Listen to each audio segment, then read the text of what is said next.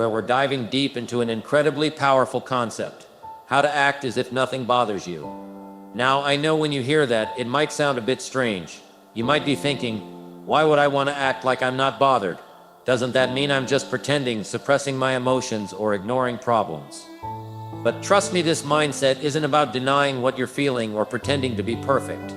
It's about taking control of your emotional responses and choosing peace over stress. It's about emotional mastery and resilience.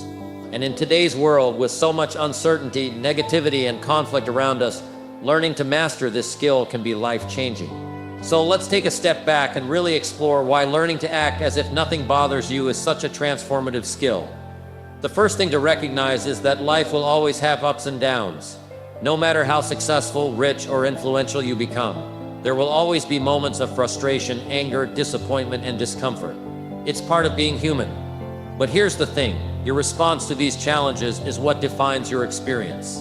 It's not the problem that's causing you the most stress, it's how you react to it. For instance, think about a situation where someone cuts you off in traffic. You're rushing to an important meeting, your mind is filled with thoughts of what you need to do next, and suddenly someone in front of you swerves into your lane. The first thing that usually happens is your heart rate spikes. You feel your body tense up. You start to curse under your breath or get frustrated, feeling like your day is ruined.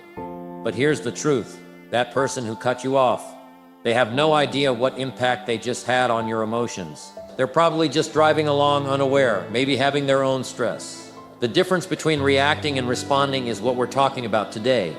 If you let that incident affect you, you give that moment control over your emotions and your energy for the rest of the day.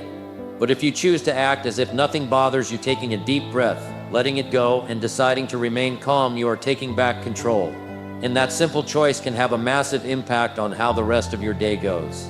But how do we get to the point where we can actually choose to respond in a calm and composed way? It's not something that comes naturally for most people. So let's break down some of the most effective strategies that can help you adopt this mindset and make it a part of your daily life. First off, recognize when you're being triggered. Triggers are situations or people that instantly bring up negative emotions within us. They could be something as small as someone interrupting you during a conversation, or something more significant like a conflict at work or an argument with a loved one. The important thing to understand is that these triggers don't dictate how you should feel or act. They don't have power over you unless you give it to them. Let's take a moment to talk about emotional triggers and how they can vary from person to person. For instance, someone might be triggered by a boss criticizing their work, while another person might feel hurt or angry when a friend cancels plans at the last minute. The key here is awareness. If you can identify your emotional triggers ahead of time, you can be prepared for how to handle them. This is where mindfulness comes in.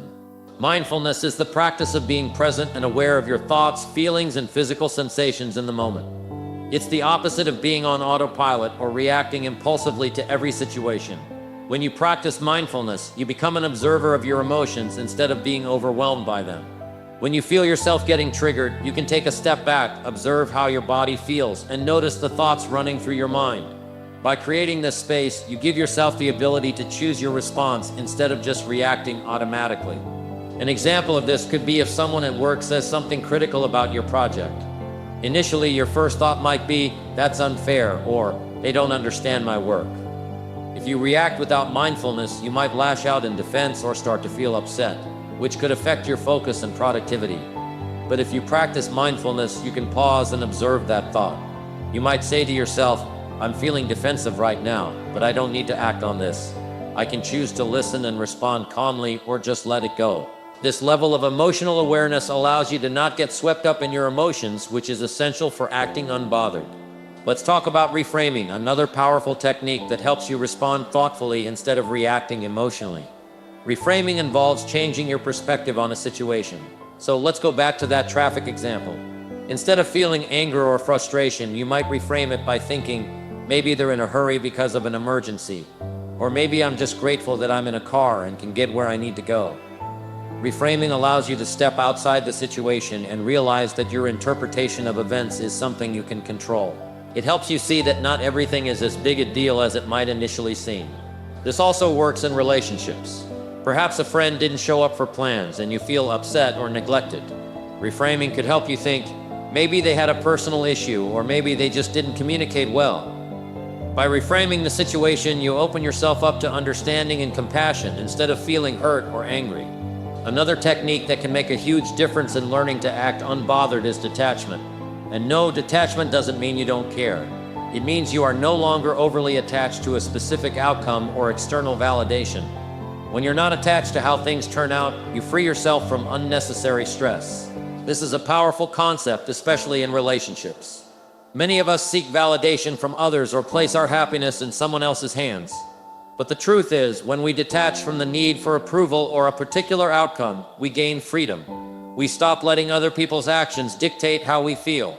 We stop feeling responsible for other people's happiness. We begin to find peace in the present moment, knowing that whatever happens, we are capable of handling it. Now, I want to go a bit deeper into this idea of detachment. Imagine if you were no longer emotionally tied to the opinions of others. Imagine if you could be completely comfortable with who you are, knowing that your worth comes from within. When you can do this, you can handle almost anything that comes your way. You'll no longer feel like you're constantly reacting to the whims of others. Instead, you'll be grounded in your own sense of inner peace and confidence. But let's not stop there. One of the most profound things about learning to act unbothered is that it's tied to your overall sense of self-worth. If you truly believe in your own value, you won't let other people's judgments, insults, or criticisms affect you. A person who has high self-worth doesn't need to get defensive or prove themselves to others.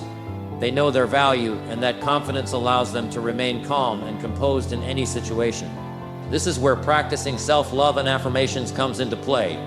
The more you affirm your own worth and remind yourself of your strengths, the less you'll be swayed by external forces. You'll be less likely to be triggered by negative comments, hurtful actions, or unfair situations because your self-worth isn't dependent on the approval of others. Another aspect of acting unbothered involves accepting that life is unpredictable. Some things are simply out of our control, and the more we accept this, the easier it becomes to remain unbothered. Instead of resisting or wishing things were different, we learn to flow with life. When things don't go according to plan, we accept that it's just part of the journey and shift our focus back to what we can control: our thoughts, our actions, and our reactions. Finally, let's touch on practicing gratitude. When we focus on what's going well in our lives and take time to appreciate the good things, we naturally feel less bothered by minor irritations or setbacks.